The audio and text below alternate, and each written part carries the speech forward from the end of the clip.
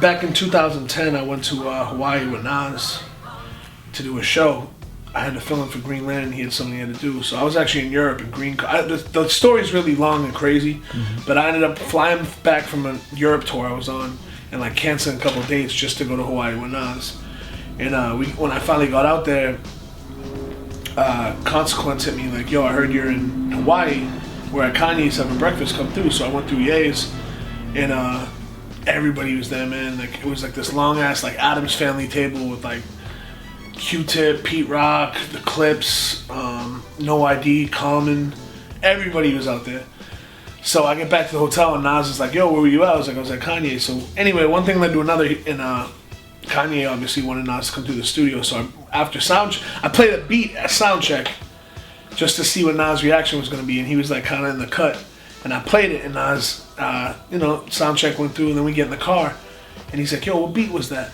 I was like, that's a beat I made for you. I was like, I wanted to see what you thought. And he's like, yo, I can have that? I'm like, yeah. So he was really feeling it. So we're in the whip, and he's like, yo, let's go to the Kanye studio. So we go to Kanye's studio, and man, I could talk about this story all day, but one thing led to another, right? Kanye plays us the whole Dark Twisted Fantasy. I ended up actually doing drums on a couple songs and, messing around a little bit in the studio. It was cool. And he had... this is the first day we're there. Nas was like, yo, I'm going back to the hotel, but he's like, play Kanye the beat there for me. So I played it, and like Kanye's listening to it, and he presses stop, and he's like, yo, it's cool, but like Jazz is dead.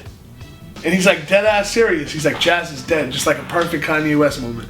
And I'm like, what are you in my mind? I'm like, yo, you're bugging, dude. Your whole career is based off like Tribe and like all these, like, Pete Rock, like that is Kanye West, and it all comes from jazz. I know he was trying to say at the time sampling jazz. I don't know what the fuck he was trying to say. I do, but I don't. Like I know exactly what he's saying, but I don't agree. And this album was definitely like inspired by that moment, because jazz is just, that is hip hop, man. Without jazz, there is no hip hop.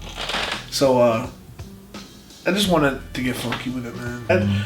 And then it's funny because later that day he played me a Rick Ross record he did with a jazz sample. So I'm sitting there like, what the fuck is going on?